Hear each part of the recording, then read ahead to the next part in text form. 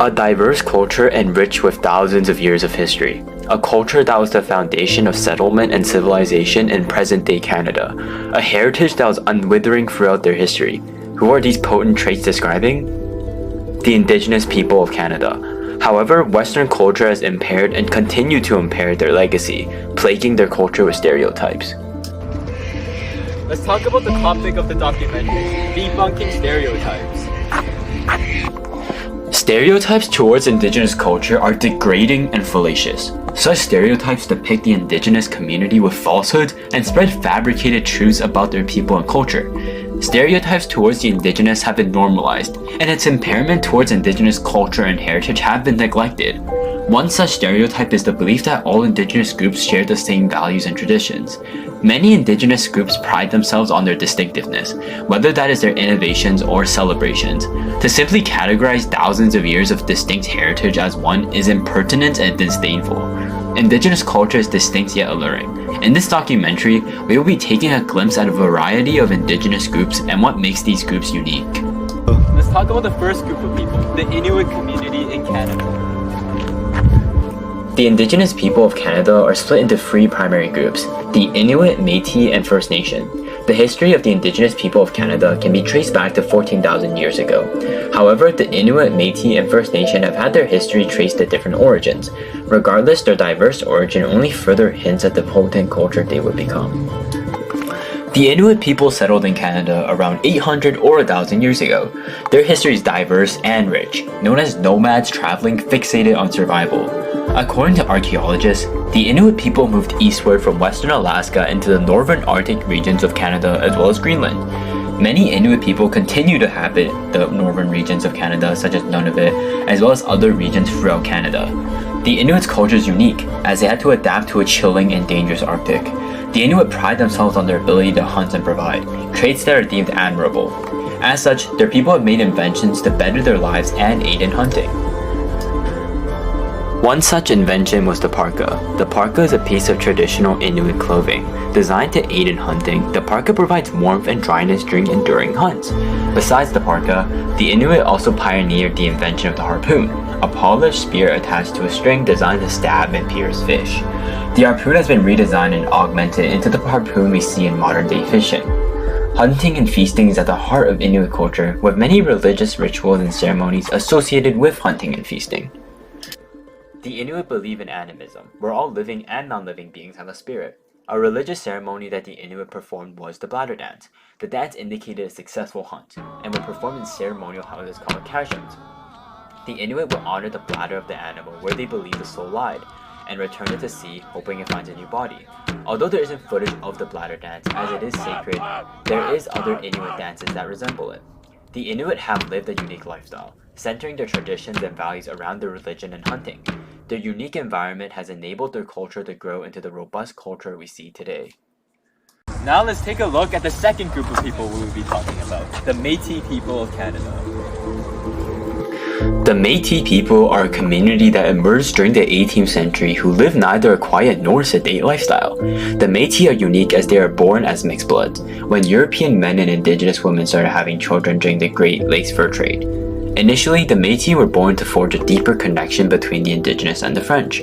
However, they have developed into their own community, living in the lower regions of Canada in places such as British Columbia, Alberta, Northwest Territories, and Ontario.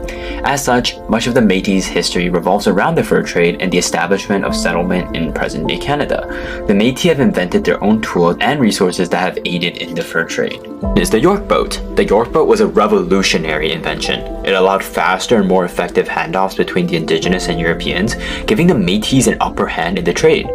Another revolutionary invention that was created to aid in the fur trade was the Red River cart. The Red River cart was used to haul heavier goods, using a mule or horse to pull the cart from the front. This discovery also aided with the buffalo hunt. The carts would allow families to travel to the hunting grounds together and reap an abundance of hides and meat. The Métis also had their own unique customs and traditions. A common gathering is known as the rendezvous. This festival includes fiddling, music, dancing, and other traditional Métis art such as finger weaving and other forms of expression. Similarly to the Inuit, the Métis have developed their own lifestyle. The Métis pride themselves on their craftsmanship and celebrations. These aspects of their culture, along with their unique origin, accentuates their distinctive heritage. Lastly, let's talk about the biggest of the three groups, the First Nations.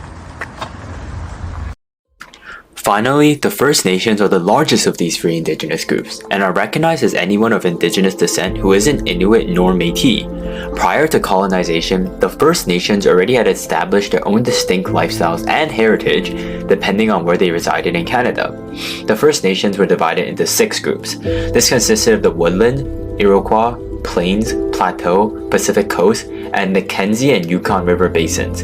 These 6 groups lived distinct lifestyles, with some living a nomadic lifestyle while others settled in their respective regions. Their distinctive lifestyles gave birth to various innovations. One example is the invention of the canoe. The first canoe was built by the Algonquin people, who were part of the Woodland First Nations. The birch canoe was lightweight, sturdy, and easy to construct. The canoe allowed the First Nations to travel deep or shallow waterways with ease, which allowed fishing to become a reliable source of food. Another invention that has been attributed to Westerners is the invention of hockey. However, hockey was first played by the Mi'kmaq community, who were also Woodland First Nations, before Europeans renamed the sport and popularized it.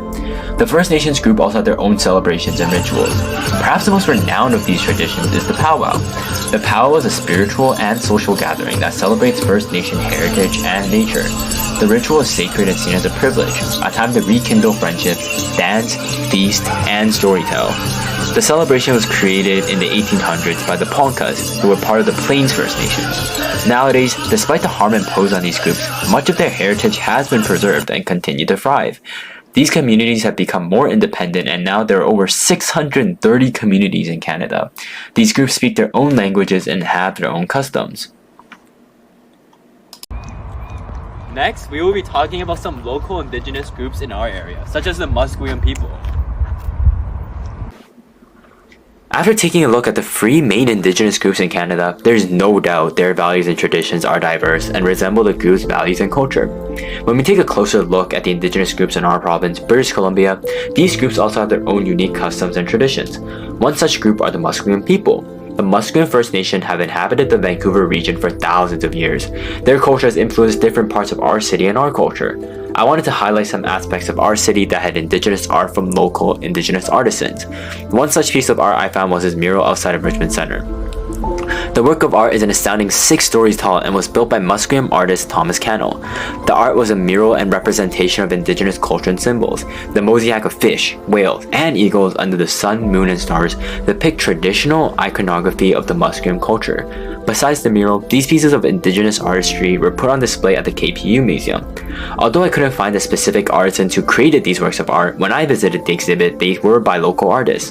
Another work of art was a blanket sewn outside the exhibit within KPU. The blanket was created in honor of the Truth and Reconciliation Week, modeled after the Coast Salish people. Despite these indigenous communities sharing similar values, they have managed to create a unique art style that resembles their culture and heritage.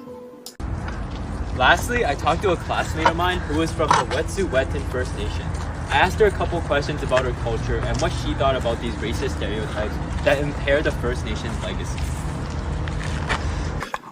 Lastly, I interviewed a classmate of mine who was indigenous. Her name is Alec and is from the Wet'suwet'en First Nation. I asked her a couple questions regarding her culture as well as the impact of these negative stereotypes on her culture. Although I couldn't fit the entire conversation in this documentary, the actual conversation will be cited below.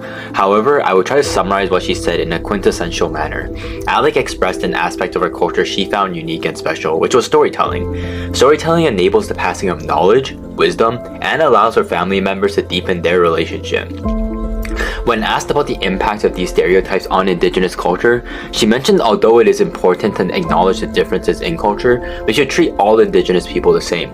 All indigenous people once lived together in harmony, and although things have changed, they still deserve to be treated with equality. Although it is important to address issues such as the generalization of all indigenous groups, we need to also look at the underlying issue. After this documentary, I hope it becomes apparent the differences in values and traditions that the indigenous share. By highlighting the differences in innovation, history, and celebrations between these groups, I hope it provides more insight into the distinctiveness of these groups. The Inuit, Métis, and First Nation have their respective values and traditions. They have accustomed their lifestyles to fit their environment and community. Through thousands of years of hardships, they have become the potent culture they are today. To simply group all indigenous groups and innovation together is disrespectful and degrading to their rich and paramount culture. However, as Alec mentioned, this stereotype is only one of the many issues the Indigenous face. Moving forward, as a community, a city, a country, we must reconcile our past and reciprocate the kindness the Indigenous have always shown.